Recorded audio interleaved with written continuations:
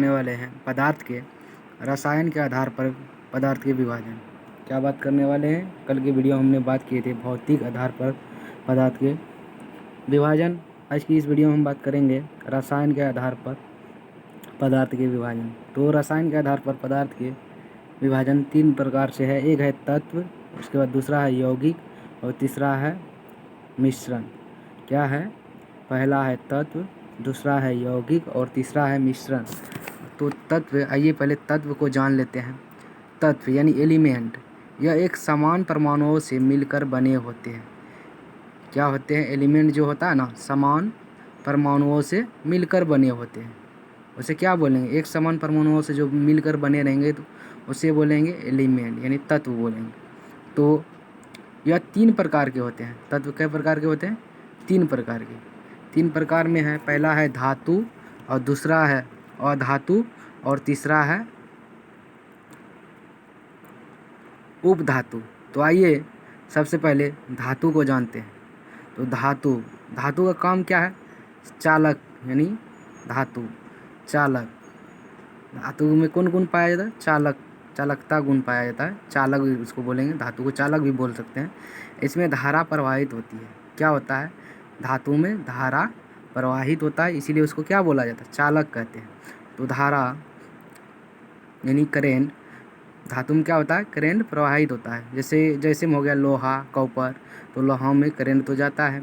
इसी प्रकार दूसरा है मेरा अधातु। तो अधातु, इसे कुचालक बोलते हैं।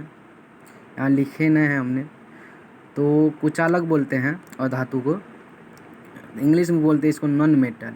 इसमें धारा प्रवाहित नहीं होती है। इसमें क्या होता है? धारा प्रवाहित नहीं होती है।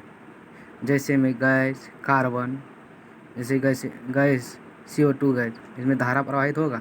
ऑक्सीजन गैस, धारा जाएगा, इसमें करंट जाएगा। यदि ऑक्सीजन में करंट जाता तो आदमी जहाँ का तहाँ रह जाता। इसी प्रकार चलिए उपधातु मेटोलाइट, इसको बोलते हैं अर्धचालक। क्या बोलते हैं इसको?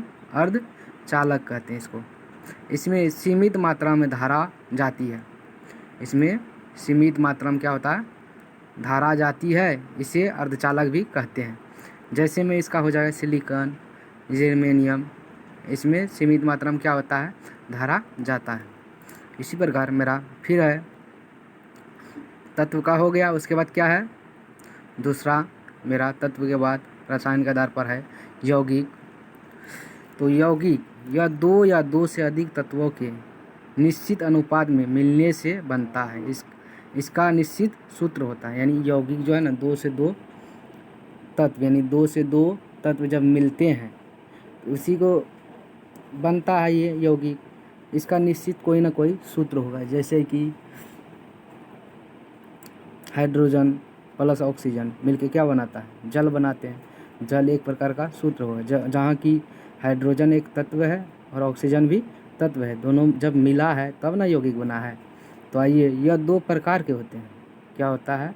यौगिक 2 प्रकार के होते हैं। चलिए उसके बाद है, पहला है कार्बनिक यौगिक, जिसको ऑर्गेनिक कंपाउंड बोलते हैं।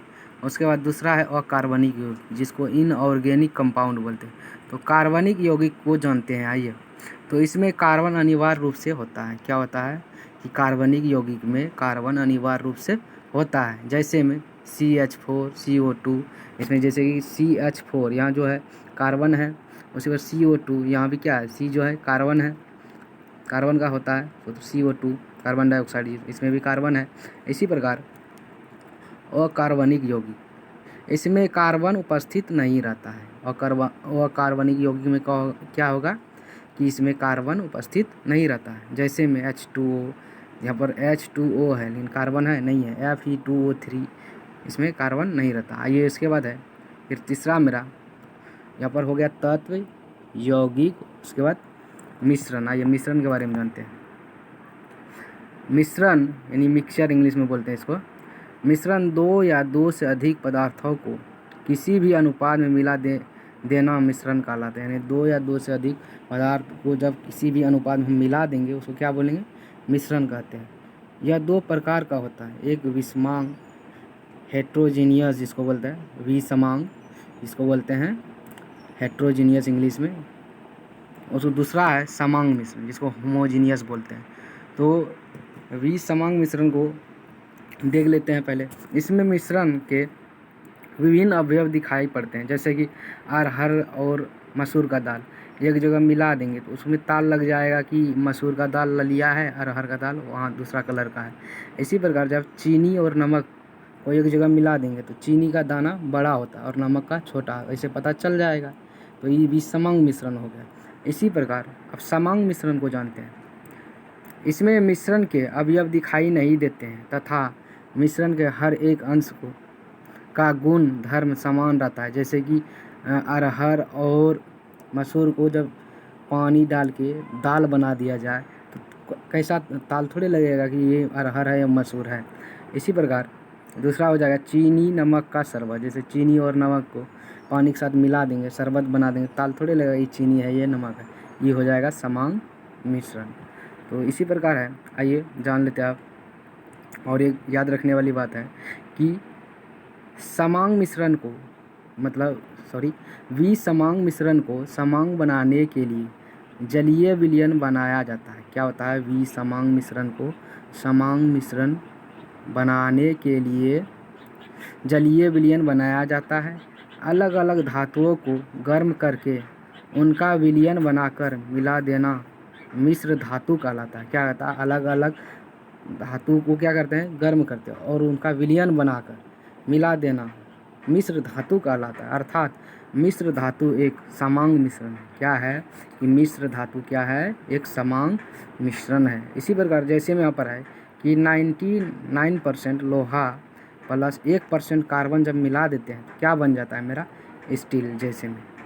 तो आशा करते हैं यह समझ में आए तो लिख लेना है सारे क्वेश्चन को। और चैनल पर नए हैं तो चैनल को ज़रूर सब्सक्राइब कर लीजिएगा। धन्यवाद।